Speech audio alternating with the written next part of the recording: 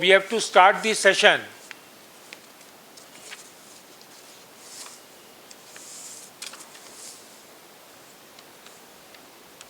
Good evening. Good evening, sir. I am NG Good Khaitan. evening. I am NG Khaitan. I have just taken over as a president of Bharat Chamber of Commerce only yesterday. So I am new to this job.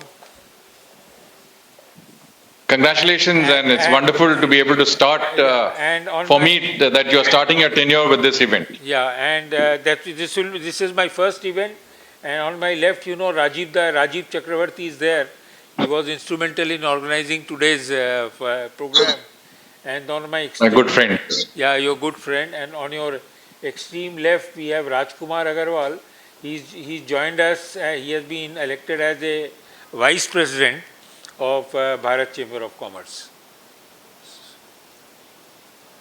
So, should we start the meeting or what? Huh?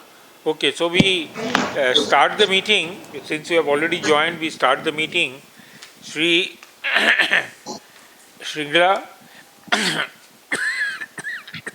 respected Sri Vardhan Shringla, Foreign Secretary, Government of India, Ayud Bhushan, Dr. Chakravarti, Mr. Rajkumar Agarwal, and all the members of Bharat Chamber of Commerce, and particularly His Excellency, the Consul General of China, he has also joined us, and all the members of Bharat Chamber of Commerce, and in particular Mr. Arup Rai, ex-Chief Air Marshal. He has also joined us. Thank you, Mr. Arupda, for joining today. Sir, first of all, I welcome you all to this exclusive session on the post-COVID economy recovery to be addressed by Harshvardhan Shringla, IFS, Foreign Secretary, Ministry of External Affairs, Government of India. So on behalf of all our members and my own, I have an immense pleasure in extending you, Mr. Shringla, a very warm and hearty welcome. We are grateful to you, sir, for kindly agreeing to spare some of your valuable time to share your thoughts on this important topic. Sir, my personal thanks are due to Ayud Bhushan, Dr. Rajiv Chakravarti, Honorary Chairman, Defence Subcommittee of the Chamber, without whose support it would not have been possible for us to organize this event. Sir, I have a written speech with me made by the Chambers, but I thought I will speak from my own note. Sir, I think in the last 100 years, we have not gone through such a stressful and such a painful period, not only in India, but the entire world has suffered. It has brought a lot of misery, it has brought a lot of distress, it has brought a lot of agony and personal loss to people not only in India but throughout the world. Sir, I was just reading a report which I don't know whether it is right or wrong. And this report has come out in Times of India either yesterday or day before yesterday. And it's a very disturbing report. And it says that India has said that there is a loss of life. The official figure is the loss of life to the extent of 5.2 lakhs death. But whereas this report which has come out, we say that India may have lost 40 lakhs people. And there is also a very disturbing news which it came out that probably they say that 500 million people worldwide suffered from COVID. And it went on to extend, sir, this is also very disturbing, that the 65% population in Africa suffered in COVID. I mean, because they had no medical treatment facilities, no facilities to take examinations. I mean, because of the lack of medical facilities, they say that the estimate is 65% of the Africa suffered from COVID. So I don't know whether these reports are true or wrong, but it's a very disturbing report. But one thing is is absolutely stunning, that India has fought well with this COVID. I mean, we have been able to, our recovery was contracted to the extent of minus 23%, and within a year, between 2021 and 2022, we have now become the fastest growing economy in the world. And some of the figures are absolutely mind-blowing. I mean, we had the highest home sales in last 7 years. And we were able to sell, in the March quarter only, we were able to sell 99,500 residential units.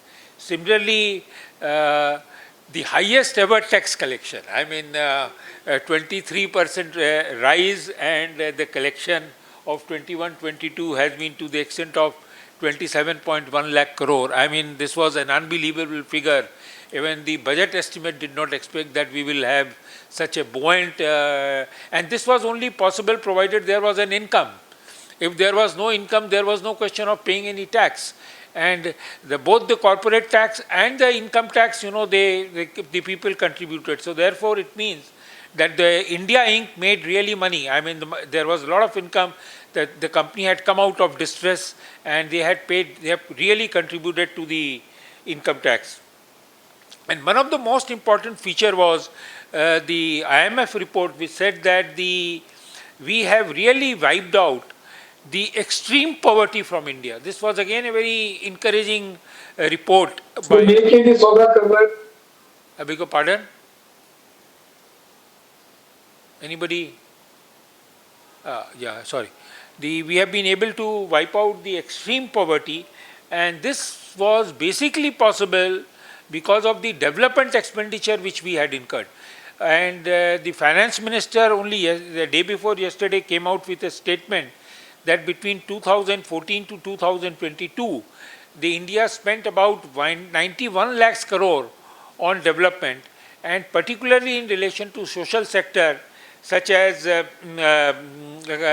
Kalyan Yojana and other Narega. We have been able to, because of this pump, because what really mattered was that people said, we are not basically contributing to the social sector during COVID-19 because our contribution is only to the extent of 1% of the GDP. I mean, that was the general feeling. People were upset about it. But then, we did not take into account the total expenditure which the government was, doing it from time to time. It was just not in relation to 2-3 announcements on which the investment was made on the social sector. It was a combined expenditure on the social sector to the extent of 91 lakhs crores. And the most important thing was that how did the capital market grew? I mean, it was also very interesting that we had the highest growth ever in the capital market, and and it was the market capitalization. Today we have the 6th highest in the world. Great Britain is just little ahead of us. We are to the extent of $3.4 trillion. Yeah. Somebody is disturbing, please. Please don't talk. And so therefore, we really have been a very, very interesting period as far as COVID is concerned. And another figure which I got was, this was also a very interesting figure which I culled out, and this that said that the information request in Twitter, that means our digital economy, it increased by 451%. The information request, and this was India was the second country with the maximum request after USA. And the RBI was of the view at that time that we will have a V-shaped recovery, and this really happened, that we have a V-shaped recovery. And one very important issue which came out was that India is third in creative industry has ranked third in the creative industry job demand.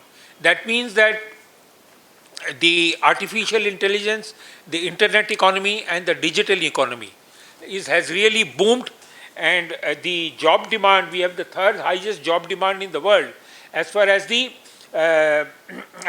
creative industry is concerned. So this is a very important factor, because I don't know whether it's right or wrong, they said that our software export is one of the highest in the world. So therefore, this digital economy, which has been the stress of the government, has helped this country. The other thing was that our service export has been also the highest for the first time, the highest in the world. Our service export has been to the extent of $250 billion. And our goods trade, goods trade has cost $1 trillion, over $1 trillion, highest ever as far as the exports are concerned. The export has gone to the extent of $418 billion and the import has been to the extent of $610 billion. So these are a very, very astonishing figure which nobody could have believed that within a period of 1 year time we would have such a buoyancy in our economy. Of course, there are a number of issues, like as far as I was just reading today in one of the articles, as far as the job is concerned.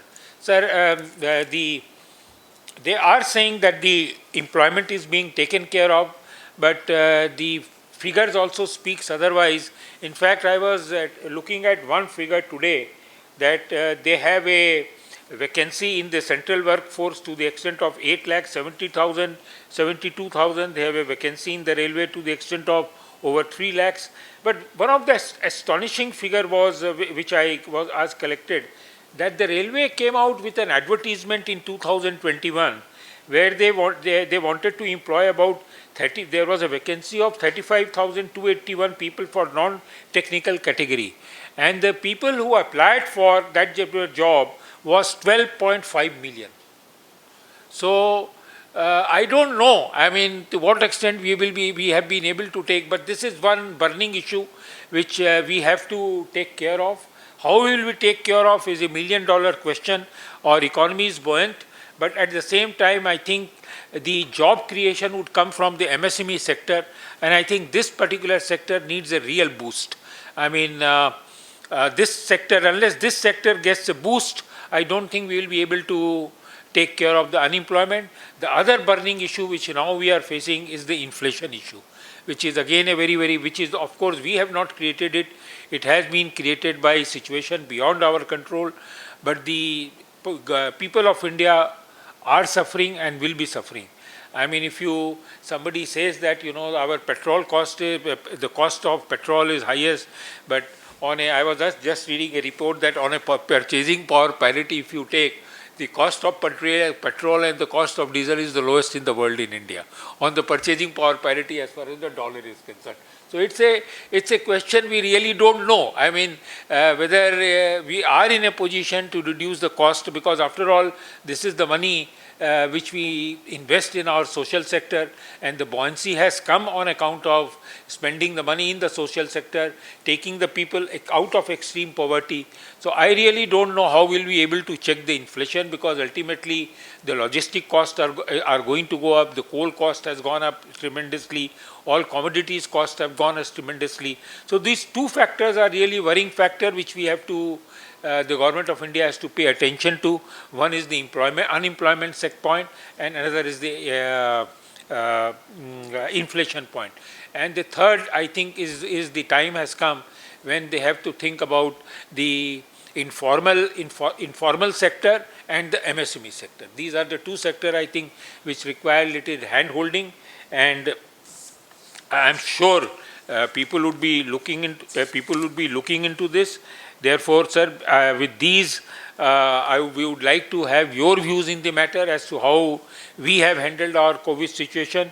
And with these words, I would request Dr. Chakravarti to say a few words. And sir, before Mr. Chakravarti starts, I have in my right hand Mr. Sitaram Sharma, our past president, and he is also our mentor and also the chairman of the Global Trade Subcommittee.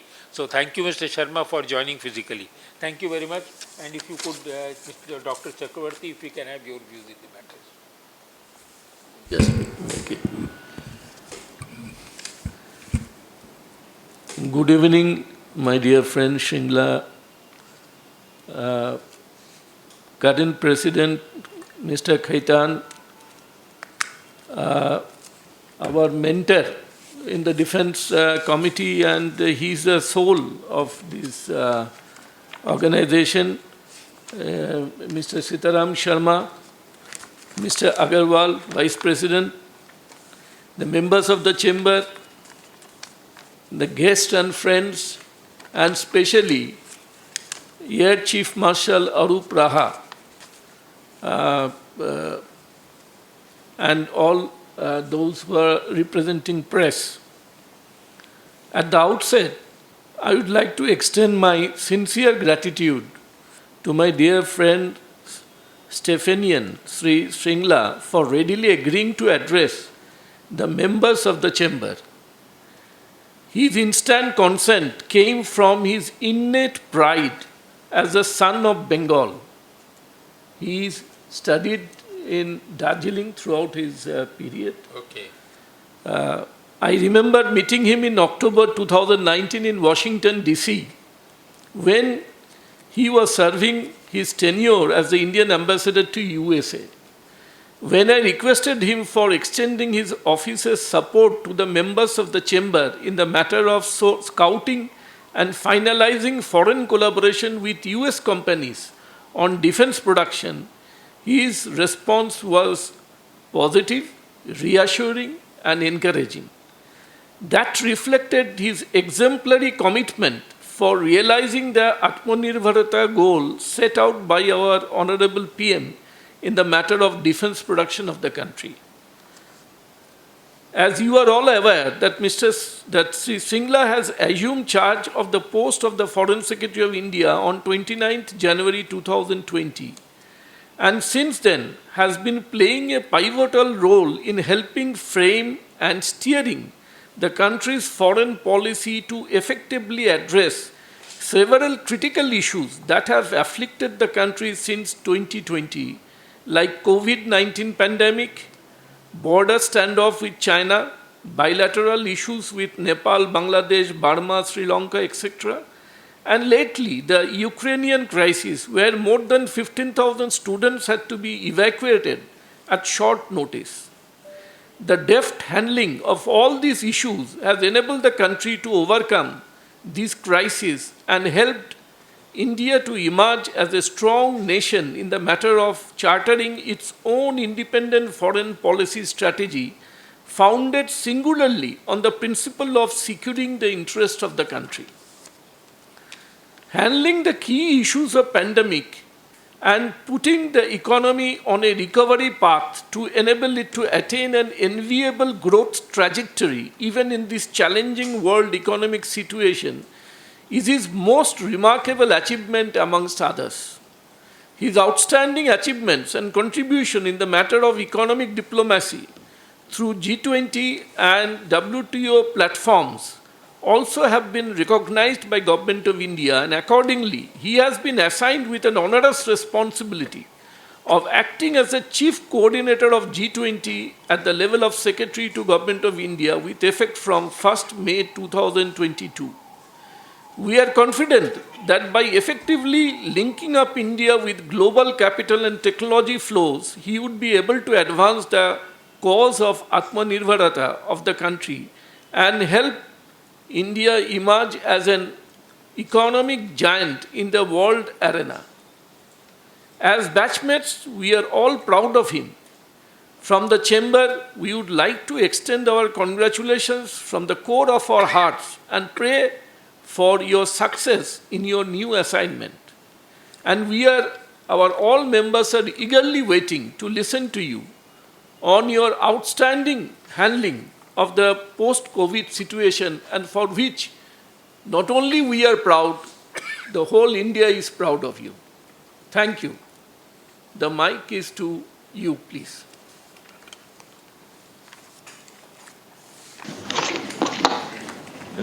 Namaskar and good afternoon.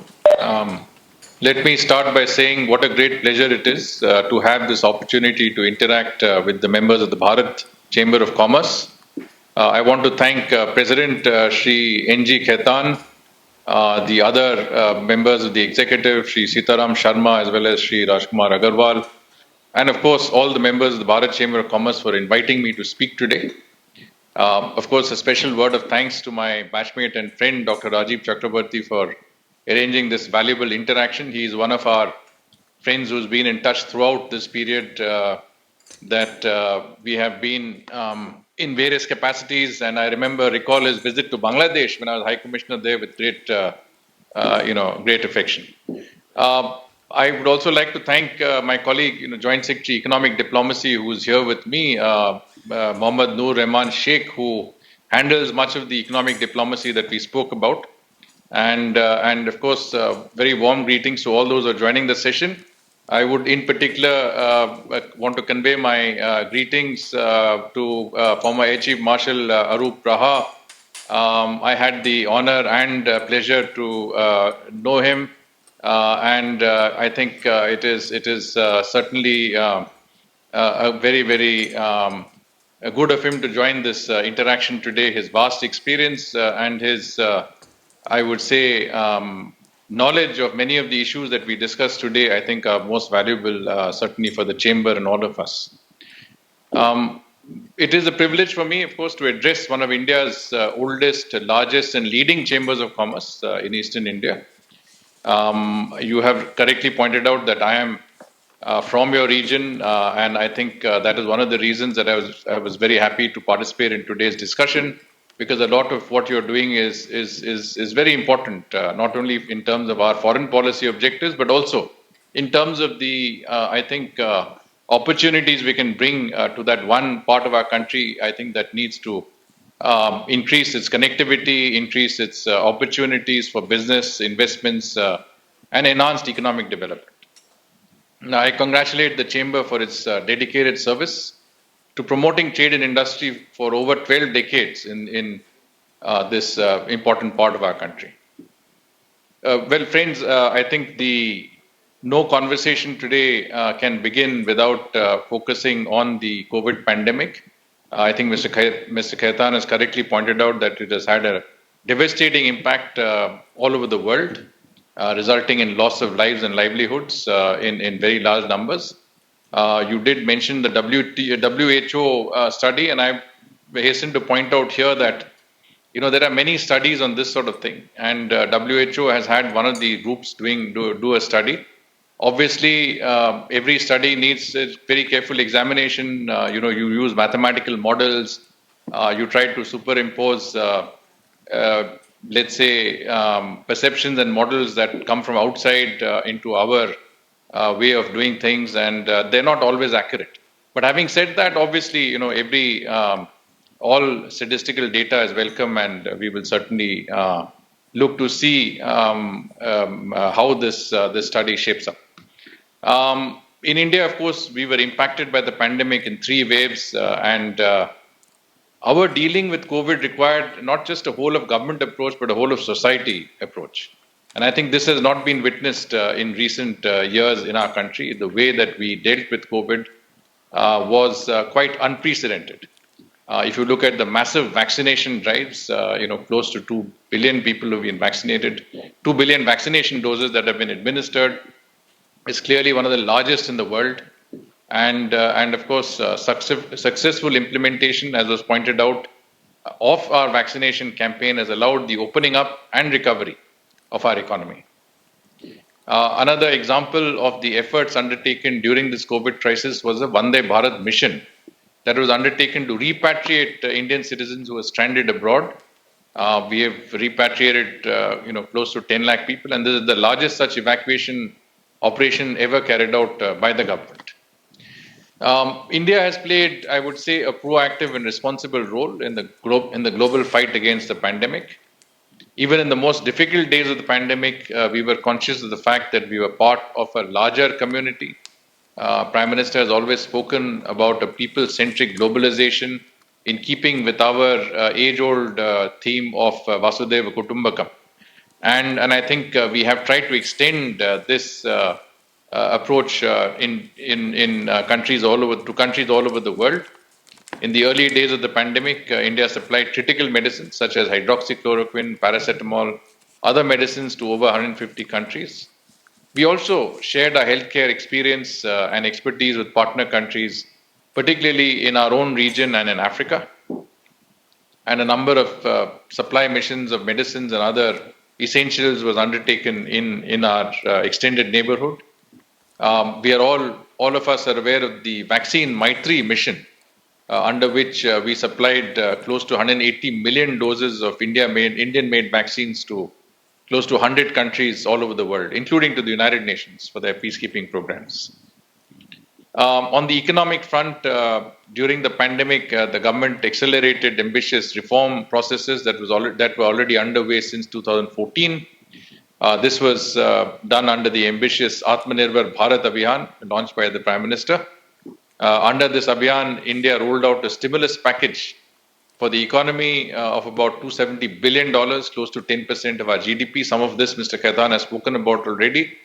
But essentially, the critical fiscal and monetary support for the economy, steps for improving the ease of doing business, implementation of key structural reforms during the pandemic has been very, very critical in our recovery from the pandemic. And today we talk about recovery. The theme of our discussion is economic recovery. And I think these are important factors that have enabled recovery. In other words, good government, good management of the crisis has enabled us, helped us to reach the situation where I think today we are looking resilient. We are looking at that as an economy that has come and ready to move forward.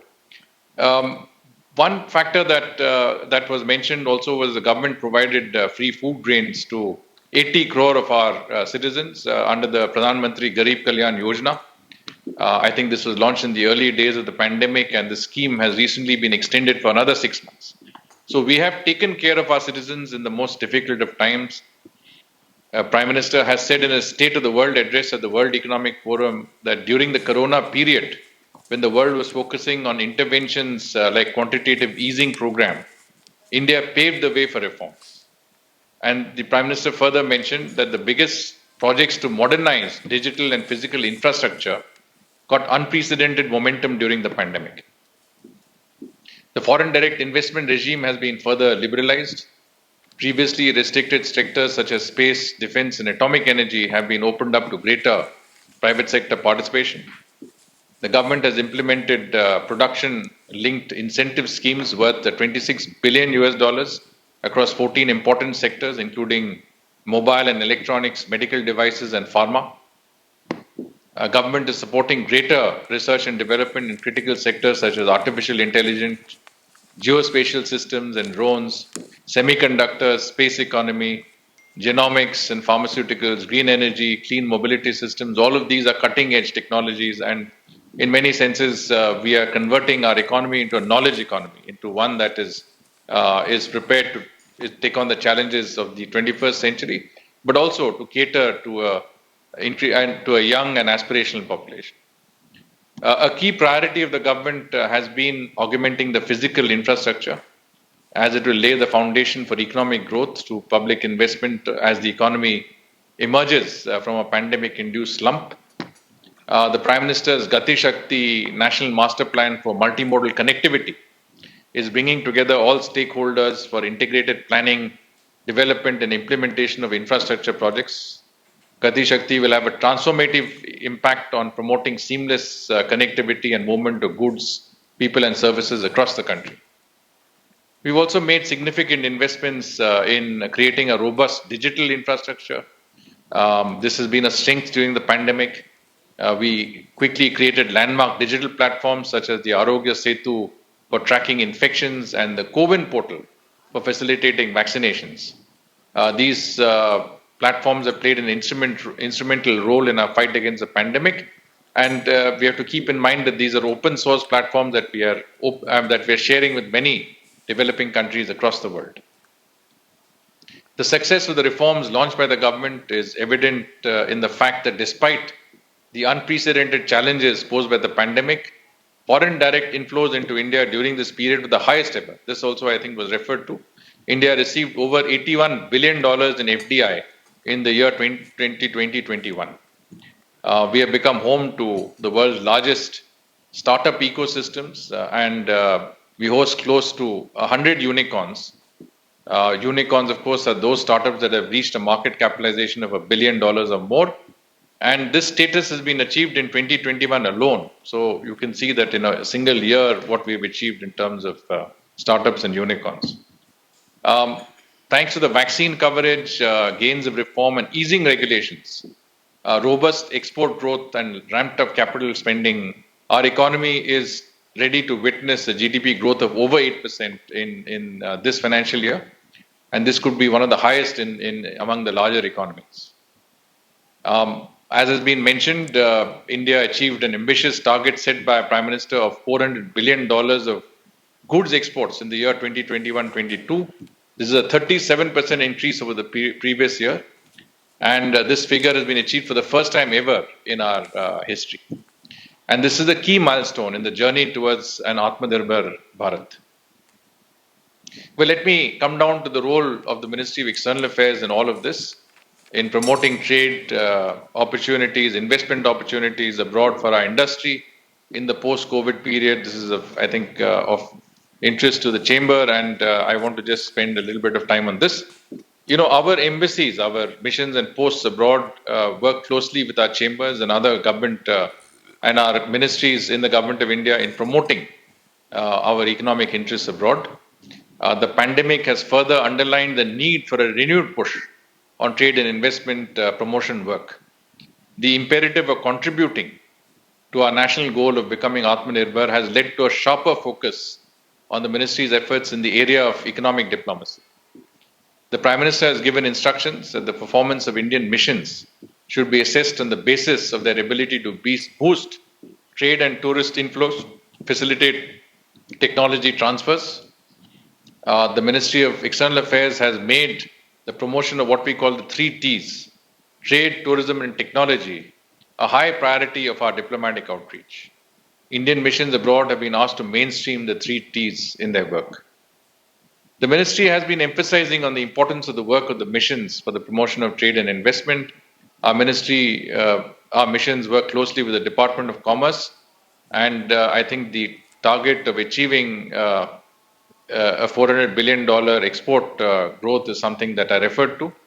We are already working on next year's target, which has been set at $470 billion. Missions have been asked to give due attention to achieving the targets set for them and enhancing India's trade and investment engagement with countries that they are working in. During the pandemic, one sector that was very badly affected was the tourism sector. I definitely agree that the MSME sector is also one that needs a lot of support. I think COVID has been exceptionally hard on the smaller and medium enterprises. And tourism has been one of those that is a lot of the, I would say, tourism related businesses are small and medium businesses, and that has been badly affected. Government has announced various measures to boost the tourism industry, including granting tourists free of charge, visas free of charge to the first 500,000 travelers to India. We have also asked our missions to work closely in coordination with various stakeholders in government, the Ministry of Tourism, Civil Aviation, Ayush, Culture Ministry, as well as our airlines in promoting tourism to India. The COVID-19 pandemic saw the need for sourcing various medical equipment and technologies from around the world. Our missions are our eyes and ears abroad for getting inputs on new and emerging technologies. They have been tasked with providing inputs for obtaining the best possible technology for as required by our country. Just a quick word on our neighborhood. You have all heard of the neighborhood first policy. This applies not only to the political or strategic domains, but equally to our deepening economic ties with our neighbors. We have been focusing on reducing barriers to trade, facilitating the seamless movement of goods and people, and we have been able to see significant enhancement in our bilateral trade with some of our key partners in the neighborhood.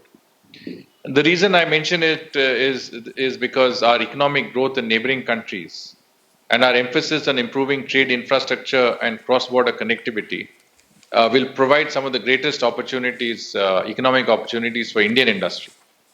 The Bharat Chamber of Commerce, I think, has been one of those that have worked a lot with our neighbors. I think you're well placed to further contribute to that process of enhancing our trade and investment ties with our neighbors. In particular, Bangladesh and Nepal, in proximity terms, they are closely linked.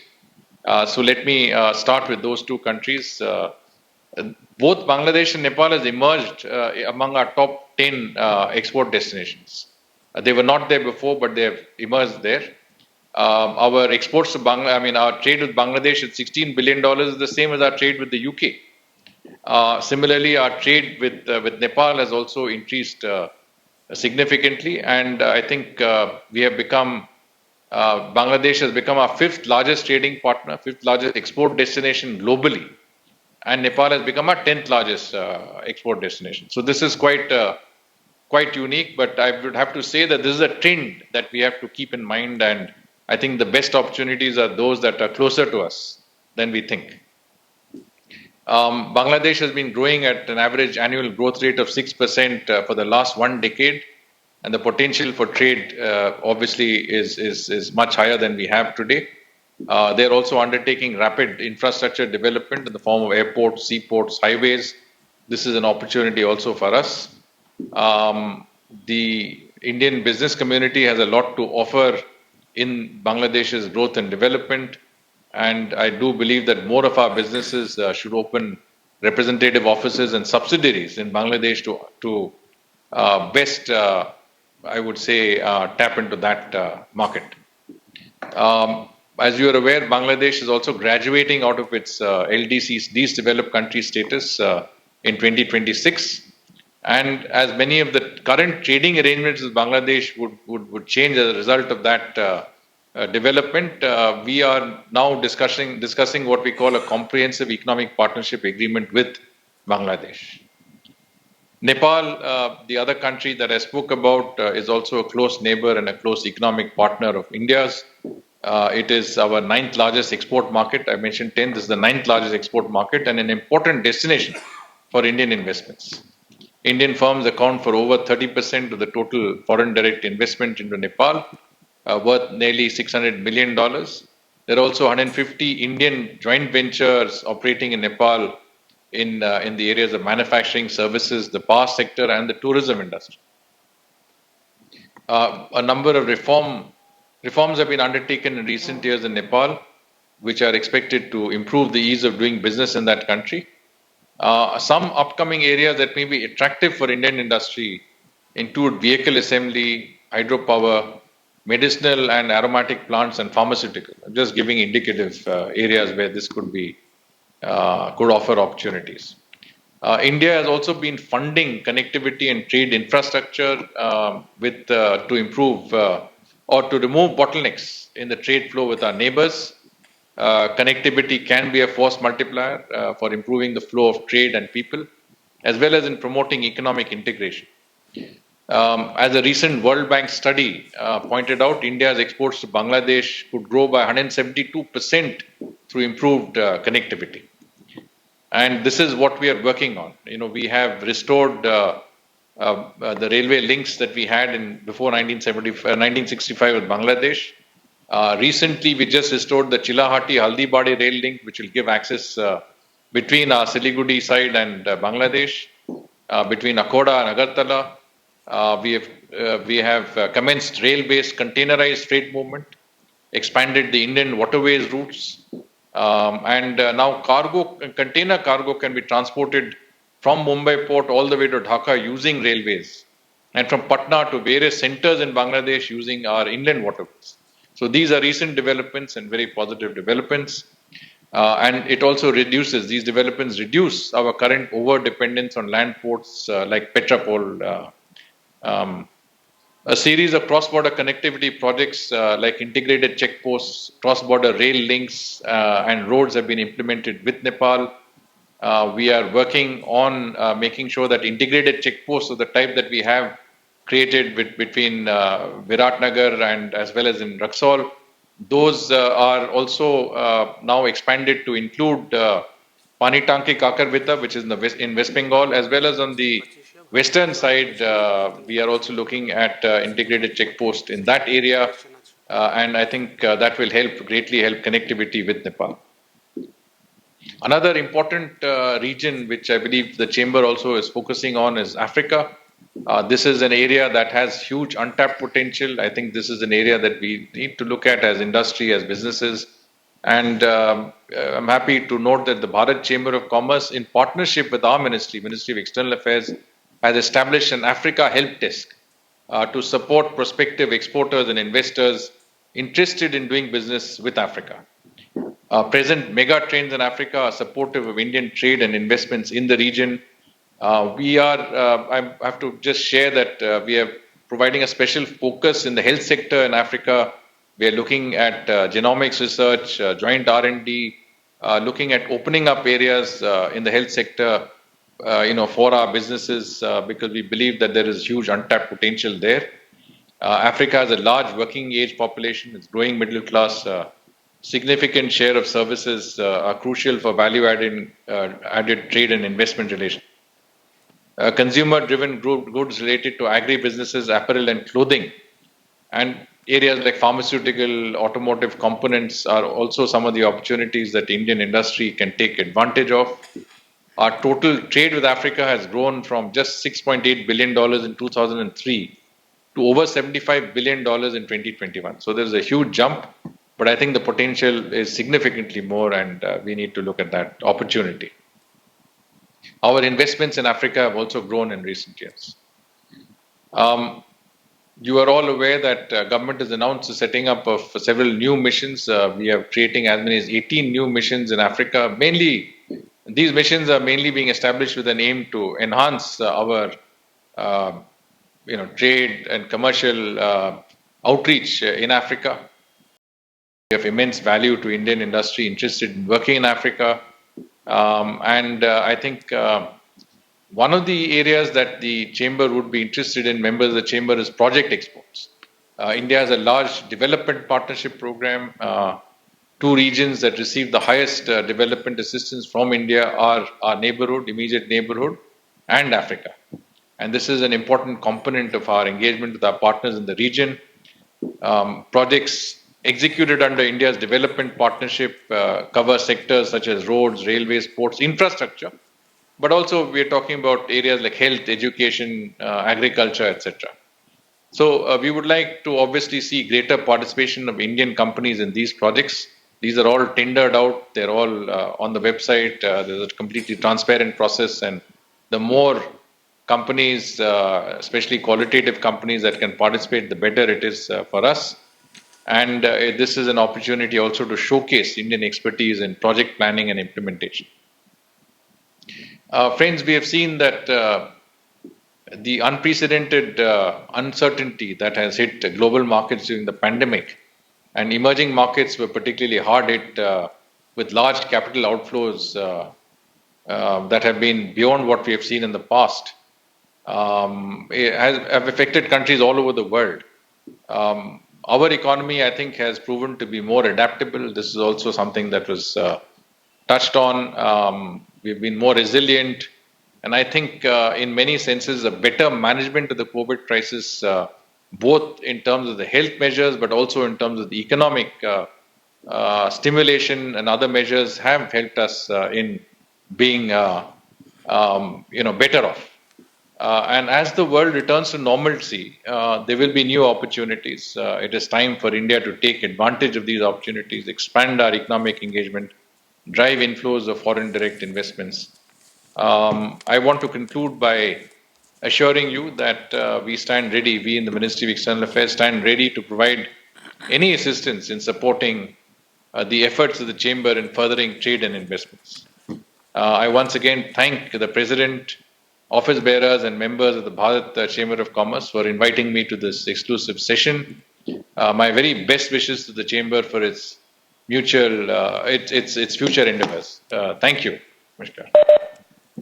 Thank you, Sri Shringla. You will be happy to note that we totally endorse your view on trade with Bangladesh.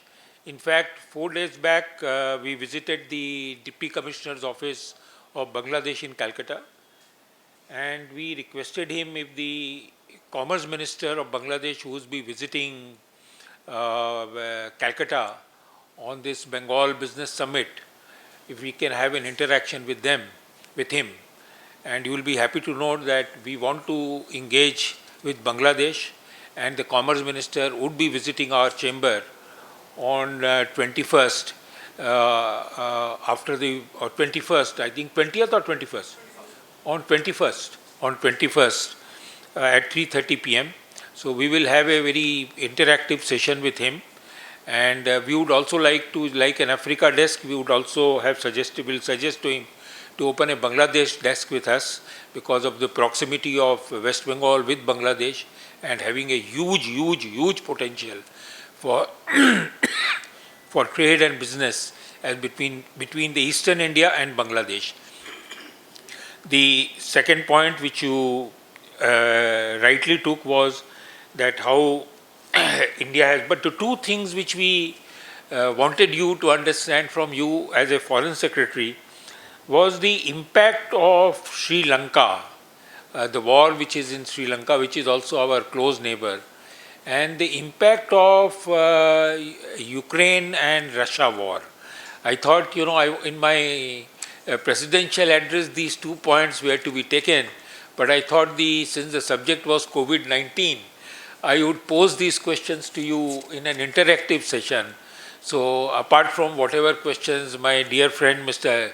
Sharma has for you, we would like to know your views, particularly in relation to the situation which has emerged in Sri Lanka, what will be the impact in India, and the situation which has emerged in Ukraine and Russia war, and how do you see in the future in relation to these two events which are really shaking the world?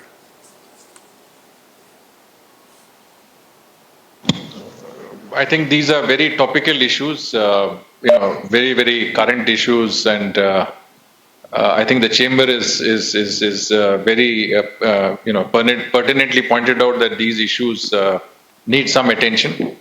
Sri Lanka, of course, is our immediate neighbor, and what happens in that country always impacts on us one way or the other. We are seeing a situation of economic difficulty that the country is going through. I think there is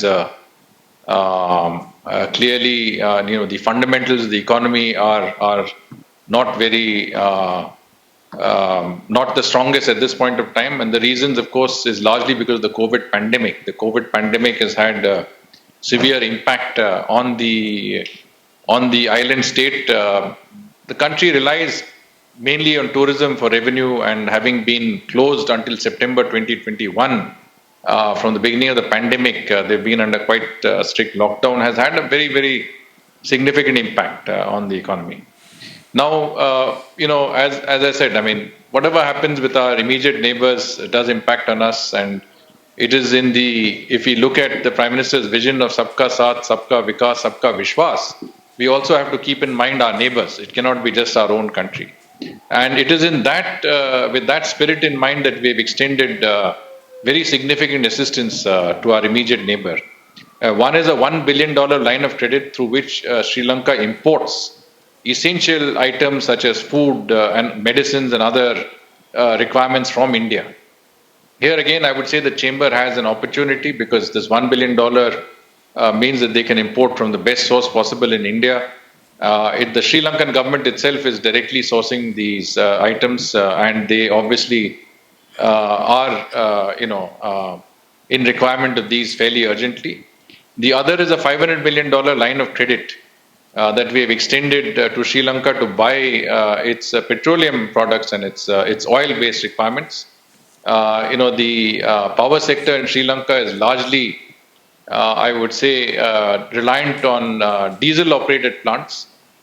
These obviously are not the most economical way of producing power, but if you don't have enough stocks of oil in the country, then it affects the power sector, and that is why we've seen up to 12 to 13 hours of power failure or power shortages in the country. And this line of credit that we've extended has enabled them to meet the gap in terms of the demand and supply situation. We are in close touch with the Sri Lankan authorities and seeing how best we can, work with them to alleviate their situation. And I think, I hope that, some solutions are in sight. I understand they've also approached the IMF for some sort of a bailout, and clearly, peace, stability and prosperity of Sri Lanka is in our direct interest, and we will do whatever we can to promote that. India has a significant number of investments in Sri Lanka. We also have fairly robust trade ties with Sri Lanka. At the same time, I think a lot of Indians also visit Sri Lanka on tourism. So, our economies in many ways are interlinked. And as you know, Sri Lanka was one of the first countries we signed a free trade agreement with, and much of this is impacted by the current situation. We hope that we will be able to see some sort of stability in the situation as it currently stands. With regard to Ukraine, of course, as you correctly pointed out, this is not of our own making, and but the impact is something that we do feel. In given the crisis and given the sort of conflict that is ongoing and the impact of the conflict by way of sanctions, unilateral sanctions that have been imposed, mainly by the West on Russia, that will have an impact on our trade with Russia, our investments in Russia. We are conscious of the fact that we've had investments in the oil industry, in the oil and gas sector in India. We are reliant on Russia for a good part of our defense platforms. We also have a long history of trade with Russia over a period of time. And we have to see how best we can continue our economic relationship, without in any way impacting on the companies that undertake such trade with Russia. One immediate impact, as you pointed out, is on inflation. I think with increasing oil prices globally as a result of the conflict, it will invariably impact on us. We import over 70% of our requirement of energy is imported, and when prices of oil go up, this will be impacted. When that happens, then it actually makes an impact on the overall inflation, because once energy prices increase, then everything else increases. And I think this is something that we have to certainly bear with under the circumstances. Obviously, government does its best to ensure that the impact is as minimal as possible. We have worked with other countries to release strategic reserves of petroleum in order to bring down prices. We are concluding the most competitive options in terms of oil purchases, so that we have some stability and some cushion. You know that we have a strategic reserve also, but also that we buy oil and LNG on a long-term basis from many of our partners. Russia is not one of the larger energy suppliers to India. Only 2% of our oil imports are from Russia. So we're not dependent on Russia for oil, but obviously when oil prices go up globally, it impacts on us, and it impacts on the consumer and on inflation and day-to-day life. It also brings down your GDP growth rate, but this is something that is common to countries all over the world. What we can do is to mitigate that impact through good proactive measures that the government is taking and will take, and this is something that we have to work closely with industry on to ensure that these inputs from industry are taken into account when formulating policy on many of these measures that are reaction to the situation in a part of the world that is quite far from us. But today's integrated and interlinked global economy makes sure that anything that happens anywhere does impact on us one way or the other, and we have to keep that in mind. Sir, before I ask Sitaramji and other members if they have something to ask you, I would like to make a special request to you, because we on 20th, again 21st or 20th they are coming? 21st. On 21st, we are having a Chinese delegation coming into our chamber at about, they have said 12:30, but I would put it 12:45, because they would be coming from Milan Mela. So I would say that the session would start by 12:45, and we will have the Bangladesh High Commissioner, Commerce Minister coming at our chamber at about 3:30, and both will be, would have a virtual meeting in that. So our chamber would be very, very grateful. I mean, because you know that it is very important how Bangladesh is important for us, And then with China, we were totally dependent on a lot of our import. And to that extent, because of our some strained relationship on border disputes, I think it is very, very necessary that how we can resolve that, because China is one of our largest trading partner. So we would be very happy to, if you could join those two sessions, maybe very briefly, or speak for some time for 5 or 10 minutes, subject to whatever time is convenient to you. We'll specially fix up a time for you when you can address us for 5 minutes when Bangladesh delegation is here and when the Chinese delegation is here. Both will be on 21st, and both will be, they will be coming, will start at 12:45, and another we would say that they say 3:30, but then 5-10 minutes is always given a grace period, so I would say that 3:45. So one session would be at 12:45 and another session would be at 3:45, and we will intervene in between, and we will stop our deliberation and discussion, and we will ask you if you could join for 10 minutes and give your views to your delegation as to what you feel the Bangladesh government should do to promote trade and industry, and what do you feel that the Chinese should do to promote, because we will be having the Consul General of China over here also. So that is a special request from us, if you could accommodate us on 21st for these two meetings. Well, I can see that the chamber has a very active calendar, and you are very, very, proactive in receiving delegations and doing business. But what I wanted to mention was that 21st, is an event in. Who is speaking like this? I mean, you should bar those persons from attending. Yes, sir. Sorry. Some of the members are in. Yeah, no, so what I was saying is 21st, there is an event in Gujarat that the Prime Minister is doing. We have to be there. It's an important event. Yeah. So regrettably, I will not be able to join on that day. But certainly, I think we wish you all the best on these occasions. Thank you very much. Over to you, Sitaramji, if you have. I also. Yes, sir.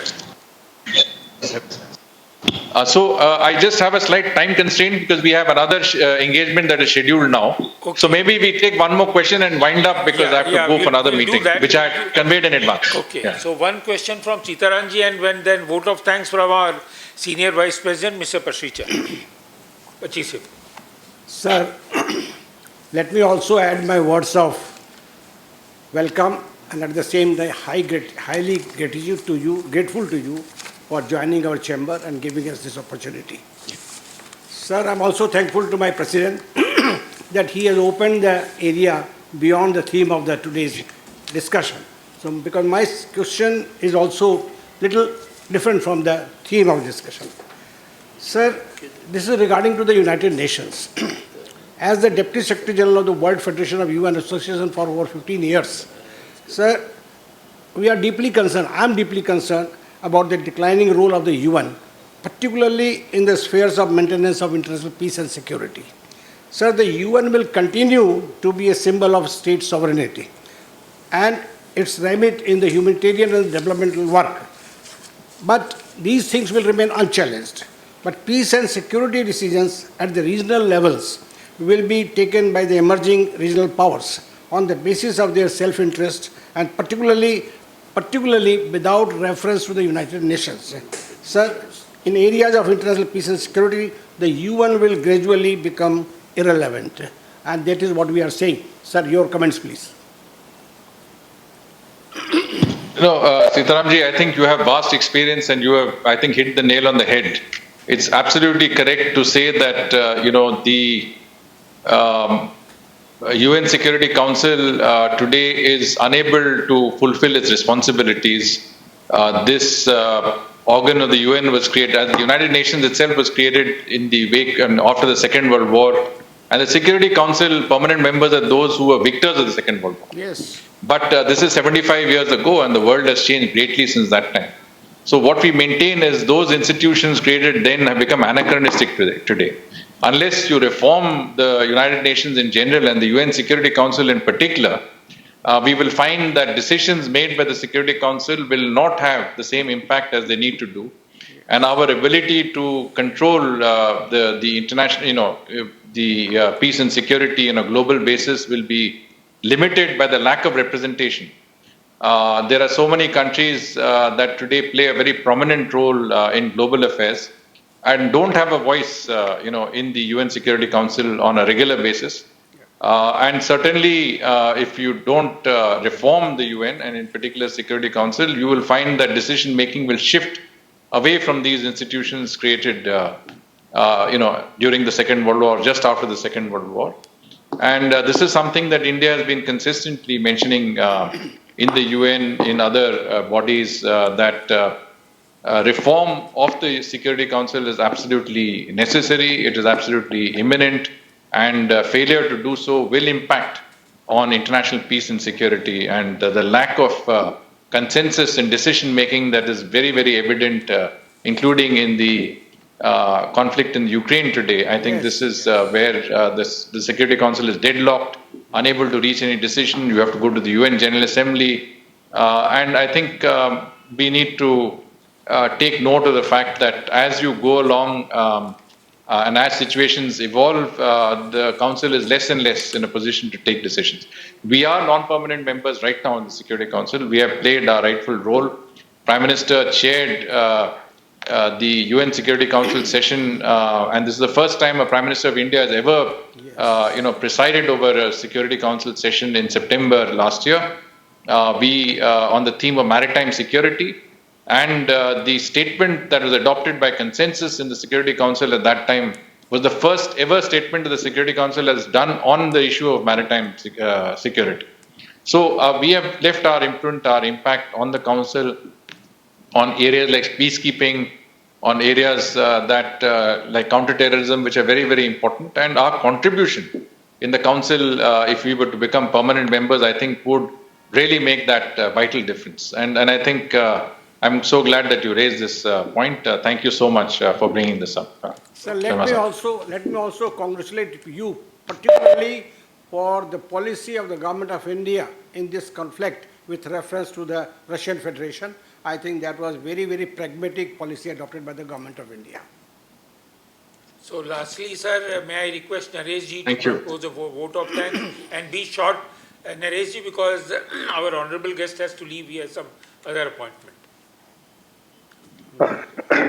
Thank you, Mr. President, Mr. Shringla, members of the Chamber and guests and friends. It's my most pleasant duty to propose a very hearty vote of thanks to Mr. Vardhan Shringla, IFS, Foreign Secretary, Ministry of External Affairs, Government of India. Thank you so much, sir, for so kindly sparing some of your valuable time in addressing the members of the Chamber this evening at this exclusive session on post-COVID economic recovery. Amid the global geopolitical tensions and pandemic-induced disruptions, it is indeed a happy augury that India's merchandise exports crossed $400 million in 2021-22 compared to a pre-pandemic 5-year average of $300 billion.